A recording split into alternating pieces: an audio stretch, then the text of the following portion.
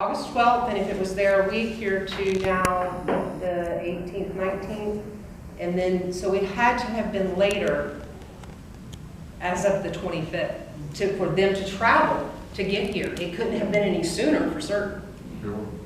So if you look at the Bermuda records, you can actually put the time period together. I say it's August 25th.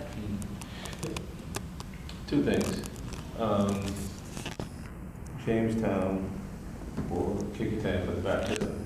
People still argue about that. William Tucker, Christine, whatever. They still argue about that. Some say Jamestown. I know, Calvin, you mentioned Jamestown. I'm not absolutely sure. No one is, obviously. But maybe it was the second church of Kickingham. But the other thing is, you may have heard me say old wine and new bottles. I don't know exactly where the late Dr. John Hope Franklin got the 25th from.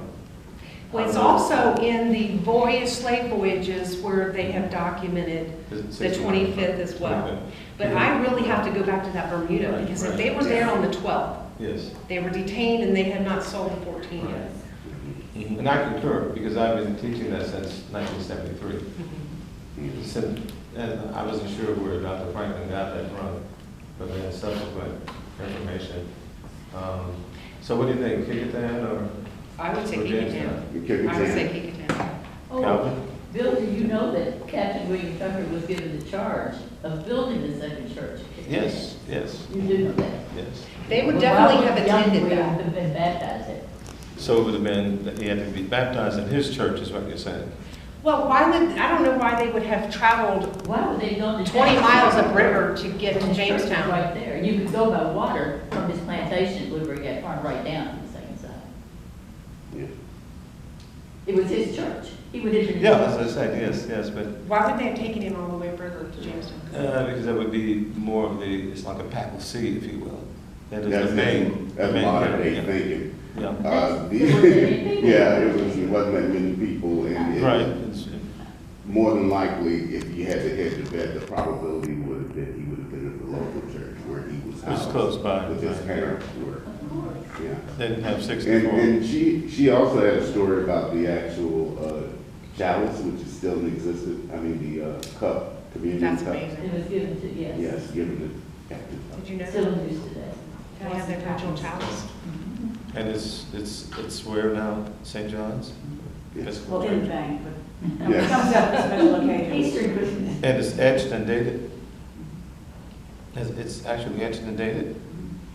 I need to see it.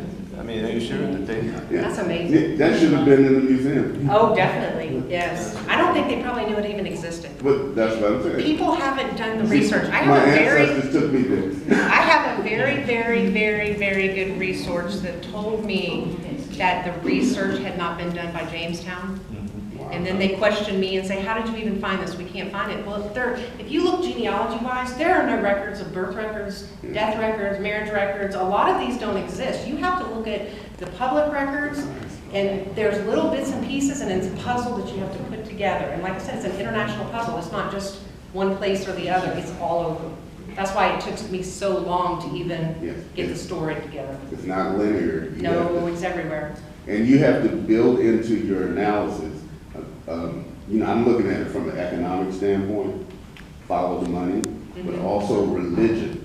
Oh, yeah. It was very important. The Earl of Warwick was a Protestant. He was more leaning toward Calvinist. Because everyone sees the term Protestant, but underneath Protestants, there were Lutherans, Episcopalian, the whole different, and the Anglican Church. No, we weren't Episcopalians, we were Well, not Anglican. Anglican, yeah. That's what it was, Anglican, exactly, not Episcopal, but the Anglican Church.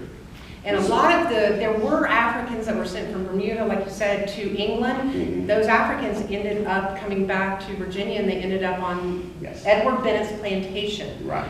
Now, the tie being, he was the only Protestant in plantation there.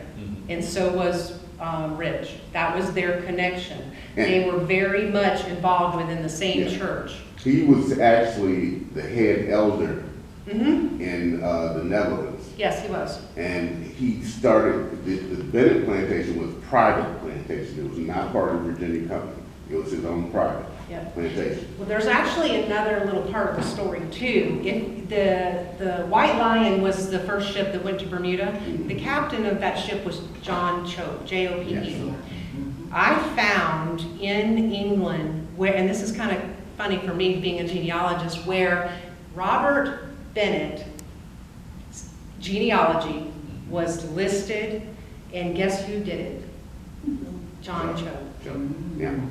So that's what I'm saying, you find these little connections all over, but there's nothing that's going to give you everything But like. guess who was Alfred, who was the captain of the treasure? Mhm. Guess who he married?